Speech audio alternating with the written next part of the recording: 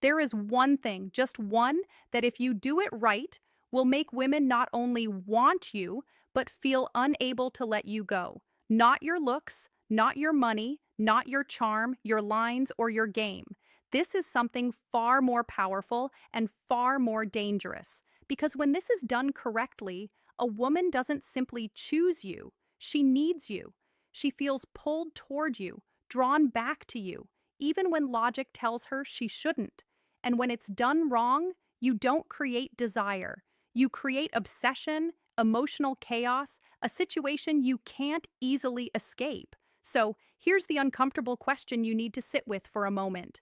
Why is it that some men barely try, yet women can't stop chasing them, while others do everything right and still get replaced? The answer isn't flattering, but it changes everything you think you know about attraction. Attraction isn't logical, it's psychological. And once you understand the mechanism behind it, you stop guessing and you stop chasing.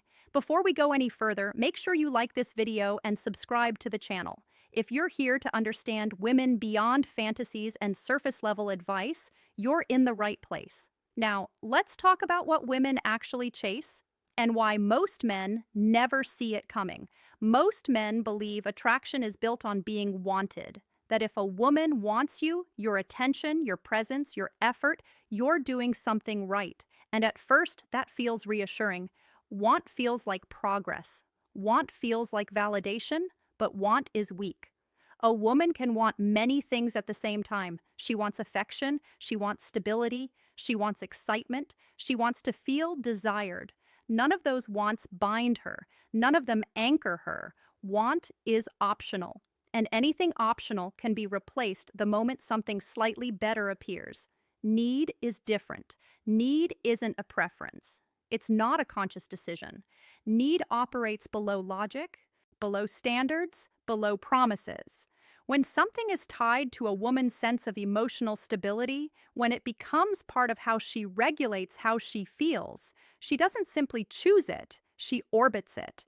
Think about how easily wants shift. She wants a certain lifestyle until another lifestyle feels more appealing. She wants a certain man until another man offers a better version of the same feeling. Want has a short memory. Want is loyal only to convenience. But need doesn't behave that way. Need is rooted in emotional survival. It's what the nervous system reaches for when it wants relief, grounding, stimulation, or reassurance. When a woman needs something, removing it creates discomfort, anxiety, a sense of lack she can't ignore, and the mind will do almost anything to eliminate that discomfort. This is where most men lose the plot. They work endlessly to be wanted, more attentive, more available, more accommodating without realizing that every time they make themselves easily accessible, they reinforce one dangerous truth. I am replaceable. Because if you give her everything without friction, without tension, without emotional consequence, you teach her that your presence isn't essential. It's optional, and optional things are always the first to go. When attraction shifts from want to need, the dynamic changes completely. She doesn't evaluate you the same way. She doesn't compare you rationally. She doesn't ask whether you're the best option. She asks herself how she feels without you. And she doesn't like the answer. This is the distinction that rewires attraction at its core. Women replace what they want. They chase what they need. And until you understand that difference, not intellectually, but viscerally, you'll keep mistaking effort for leverage and attention for power. Men often tell themselves a comforting story. She misses me because I was good to her, because you listened, because you showed up, because you treated her better than the last guy. That story feels noble. It also keeps you powerless. Women don't become attached to people. They become attached to states, emotional states, psychological experiences, the way their body settles or lights up around a specific man. When a woman says she misses you, she's not longing for your personality traits. She's not replaying your effort. She's responding to the absence of a feeling she no longer has access to. Calm, excitement, relief, tension, validation, whatever state you triggered in her nervous system. That's why two men can behave in completely opposite ways and still create obsession or indifference. One man can be attentive, consistent, emotionally available, and still easy to forget. Another can be flawed, inconsistent, even distant, and remain impossible to replace. The difference isn't character, it's emotional dependency. Dependency forms when your presence regulates how she feels, when being with you quiets something inside her or activates something she can't generate on her own. At that point, your absence doesn't just create sadness, it creates imbalance. And imbalance demands correction. This is where logic breaks down. She may know you're not perfect. She may even know the relationship isn't ideal, but knowledge doesn't override dependency. The body pulls harder than the mind, and the body always seeks what restores equilibrium. This is why women leave men they should want and chase men they can't explain. This is why doing everything right doesn't guarantee loyalty, and this is why trying harder often makes things worse. Here's the line most men need to hear without flinching. She doesn't miss you. She misses how she feels when she's with you. Once you understand that, attraction stops being mysterious. It becomes mechanical, not in a manipulative sense, but in a precise one. You stop performing for approval and start recognizing leverage. Because the moment you become the source of an emotional state she can't easily replace, comparison ends, competition fades, and chasing begins quietly, internally, often before she's even aware of it herself. Every woman carries an emotional gap, not because she's broken, not because she's weak, but because modern life quietly creates shortages where they hurt the most. Pressure to perform, pressure to be composed, pressure to be desirable, independent, agreeable, ambitious, often all at once. Over time, something gets neglected, something goes unmet, and that absence becomes a void. An emotional void isn't dramatic. It doesn't announce itself. It operates silently, shaping preferences, reactions, and attraction patterns without ever asking for permission. And once you know how to see it, you start understanding women in a way most men never do. This void isn't about what she says she wants. It's about what her nervous system is starving for. There are four primary emotional voids that drive female attraction. Not dozens, not infinite variations. Four. And every woman carries at least one as dominant. Validation, excitement, escape, challenge. These aren't personality traits. They're emotional deficits. Gaps created by routine, by expectation, by social pressure, by boredom, by overexposure to men who all feel the same. And when one of these voids goes unfilled for long enough, it begins to pull. That pull is attraction. When a man unknowingly fills one of these voids, he doesn't feel special. He feels confusing, hard to explain, difficult to replace. She may not even label it as attraction at first, just a sense that being around him feels different, necessary, stabilizing, or electrifying in a way she can't manufacture on her own. This is where power enters the equation, because when you become the source that fills an emotional void, you stop being evaluated like other men. You're no longer competing on the same scale. She doesn't weigh you against options. She weighs you against the discomfort of losing access to that emotional relief. But this power isn't neutral. Filling an emotional void creates dependence. Dependence creates attachment. And attachment, when mishandled, slides quietly into obsession. That line is thin. And most men don't even realize they've crossed it until they're trapped inside a dynamic they can't control. Understanding the void doesn't just explain attraction. It explains why it can turn dark when handled without awareness. And now that you see the map, the real question becomes, which void is she carrying? And how does it change everything that follows? Validation is the most misunderstood force in attraction. Most men think more validation equals more desire, more compliments, more reassurance, more affirmation. And at first it seems to work. She smiles, she responds, she leans in. Then something shifts because validation doesn't create attachment when it's constant. It creates comfort. And comfort when it's predictable becomes invisible. The nervous system stops responding to what it can count on. What's always available stops carrying value. Women live in a world of evaluation. Social media, work, dating, attention is everywhere. And because it's everywhere, it's cheap. So validation only becomes powerful when it's unpredictable, when it's earned, when it's selective. This is why inconsistent validation given deliberately, not carelessly, hits so much harder than endless praise. When she doesn't know when she'll receive your approval, her mind fills in the gaps. Dopamine spikes, anticipation builds. She starts adjusting her behavior subtly, unconsciously, to regain that feeling, not because she wants to impress you, but because her nervous system wants the reward again. Give validation too freely, and you teach her that your approval has no cost. Withhold it entirely, and you create distance without connection. But when validation comes and goes with intention, it becomes something she chases without realizing she's chasing it. Then there's excitement. Most women aren't bored because their lives are empty. They're bored because their emotional landscape is flat. Routine, responsibility, predictability, the same conversations, the same outcomes, the same men saying the same things in slightly different voices. Excitement isn't about chaos, it's about contrast. A man who introduces emotional spikes, moments that feel different, unexpected, charged, cuts through that flatness instantly. He doesn't overwhelm, he disrupts. He creates tension where there was none, curiosity where there was familiarity. This is why excitement is addictive, not because it's loud, but because it breaks the pattern. Unpredictability activates attention. Teasing activates play. Mystery activates imagination. And imagination does more work than effort ever could.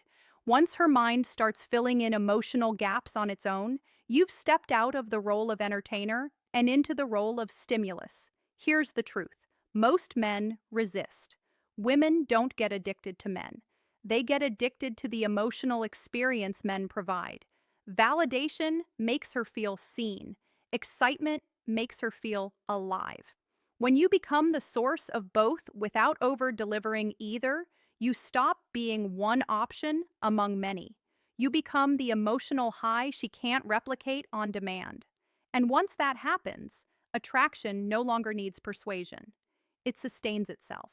Escape is one of the most underestimated forces in attraction because it doesn't look dramatic from the outside. It looks quiet, subtle, almost boring.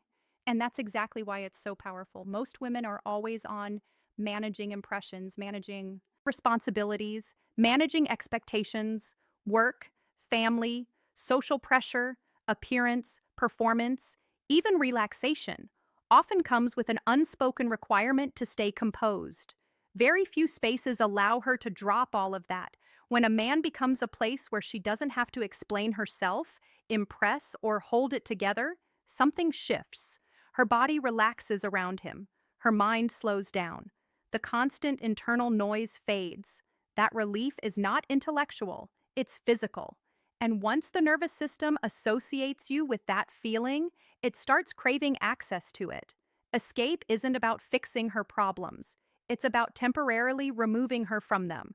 You become the environment where she can exhale, where she doesn't have to be on brand, where there's no performance, no evaluation, no pressure to maintain control. That kind of emotional relief is rare, and rarity creates value. Then there's challenge. This is the part most men misunderstand because they confuse challenge with arrogance or coldness. That's not what creates attraction. What creates attraction is resistance.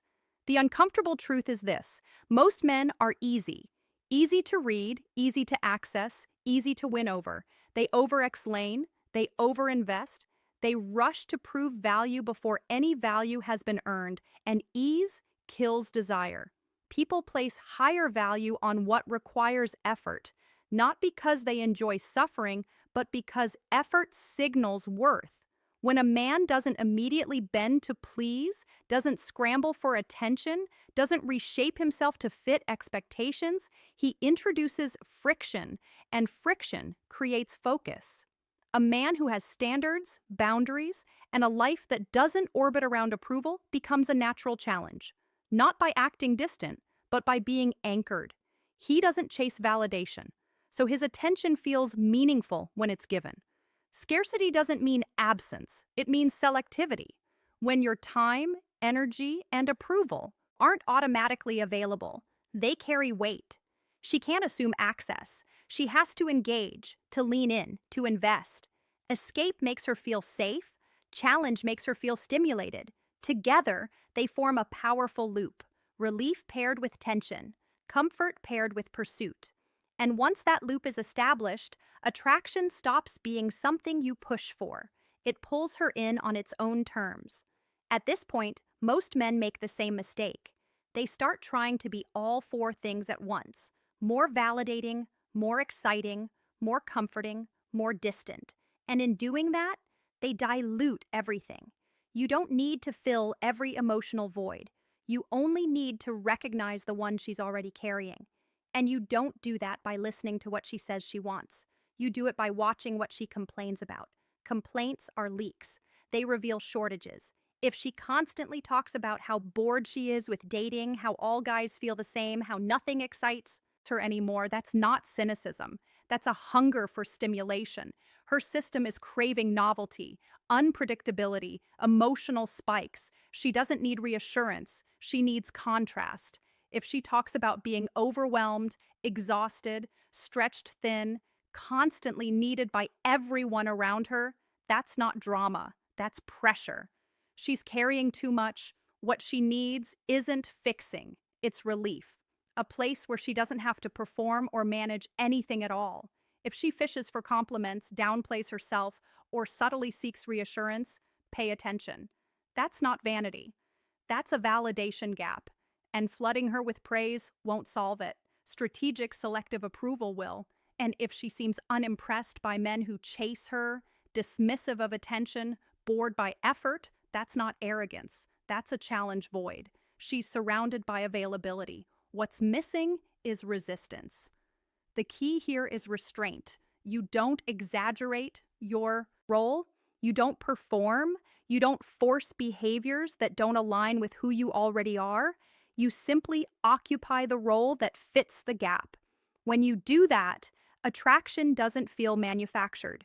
It feels natural, effortless, almost accidental, because you're no longer trying to create desire. You're responding to an existing imbalance. An imbalance, when addressed correctly, always pulls attention toward its solution. There's a line most men never see until it's already behind them. Desire and obsession don't announce when one becomes the other. The transition is quiet, gradual.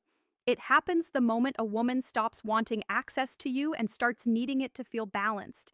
When you become the source of emotional regulation, you hold real power, not symbolic power, not alpha fantasy power, psychological power, the kind that can pull someone towards you even when they're conflicted, even when they know better. And that's where things get dangerous, because power amplifies who you already are.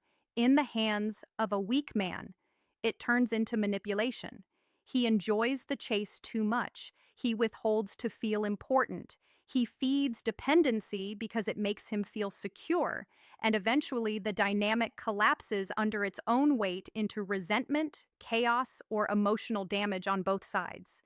In the hands of a grounded man, power looks different. He doesn't exploit the void. He respects it. He understands that creating emotional pull doesn't mean trapping someone inside it. He knows when to apply tension and when to release it, when to step forward and when to step back. Strength isn't about seeing how deeply you can hook someone. It's about knowing you don't need to. When attraction crosses into obsession, it stops being desired. It becomes fear of loss. And fear is never a stable foundation. It erodes trust. It distorts behavior. It turns connection into control. This is why the most dangerous men aren't the ones who lack influence, but the ones who never learned restraint. If you choose to understand these dynamics, understand this as well. Mastery isn't measured by how many people chase you. It's measured by how responsibly you handle the pull you create. Because the same mechanism that makes you unforgettable can also make you destructive depending entirely on who's using it. Attraction isn't about doing more. It never was. It's about positioning yourself in a woman's emotional world in a way that can't be casually replaced. When you stop trying to be impressive and start understanding how emotional dependency actually forms, you stop chasing outcomes. You start creating gravity. The one thing that changes everything is this: becoming the source of an emotional experience she cannot easily generate on her own, not through force, not through performance, and not through manipulation, but through presence, restraint, and psychological clarity. When you understand the difference between want and need, you stop confusing effort with value. When you understand emotional dependency, you stop taking rejection personally. And when you recognize emotional voids, you stop guessing and start seeing patterns most men never notice. This is what puts you back in control. Not control over her, but control over yourself, your reactions, your boundaries, your availability, your standards. And paradoxically, that's what makes attraction sustainable instead of desperate. A man who doesn't beg isn't ignored. A man who doesn't chase isn't invisible. A man who understands his leverage doesn't need to prove anything. If this shifted the way you see attraction even slightly, make sure you subscribe to the channel, like the video, so this message reaches the men who need it, and share it with someone who's still stuck trying harder instead of thinking deeper. And if you've ever been in a situation where a woman couldn't let go or where you couldn't understand why she pulled away, leave a comment not for validation, for reflection. Because the moment you stop asking, "How do I make her want me?" and start asking, "Why does she feel different when I'm gone?" you're no longer playing the same